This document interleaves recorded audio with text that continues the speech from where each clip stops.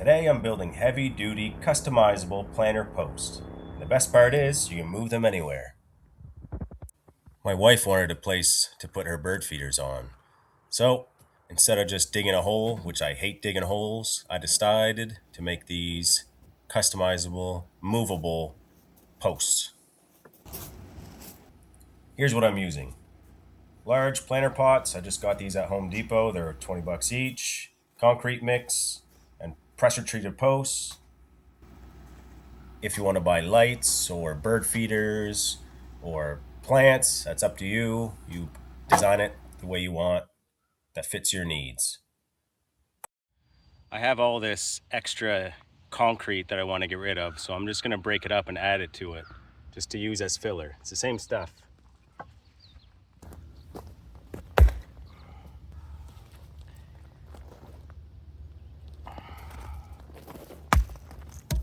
I'm putting nails in my post in case the post shrinks a little bit, and it'll loosen in the cured concrete and the post will want to just pop out. So this will keep that in place.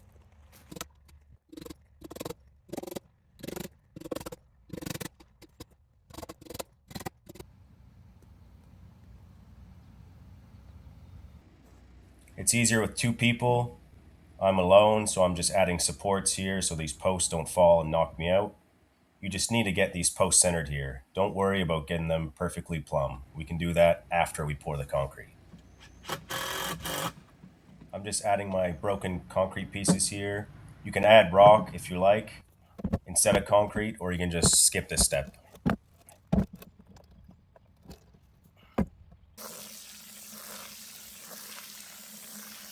I don't have a wheelbarrow, so I'm mixing my concrete in a 5-gallon pail. Don't worry too much about the water to cement ratio.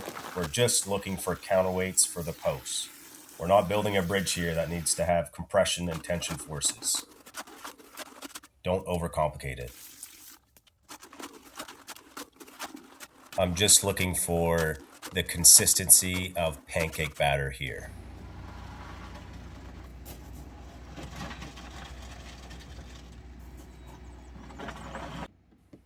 After you get the concrete in the pots, you want to consolidate the concrete so it gets all the air gaps out of the mixture. I'm simply just tapping the pots with the end of my hammer to get those air gaps to the surface. At this point, you want to double check that your posts are perfectly plumb or as plumb as you can get them in both directions. This is the last chance that we're going to have to do this, so take your time on this step.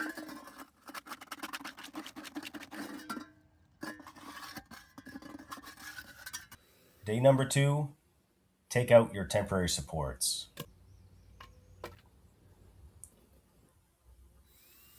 It's time to add drainage holes. I'm measuring the height of the concrete to the top of the posts and drilling some holes about 1 inch above the height of the concrete. This will act as a self-watering feature for my plants and let the excess water drain out.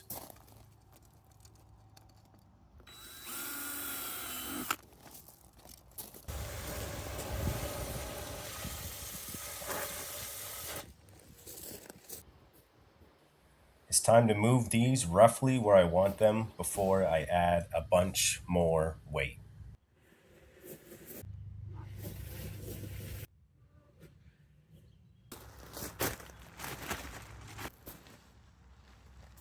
Now it's the fun part. Start customizing what you want in your pots for soil and plants. Herbs are nice, or if you just want some flowers, that's what I'm going with.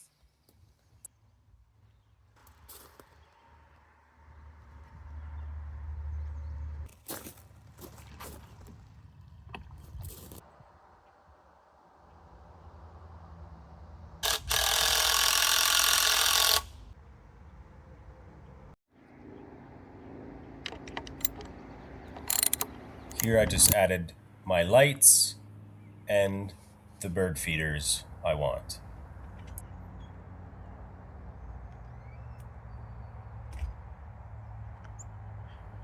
Now you got something that looks permanent but completely movable. You can change your whole layout anytime.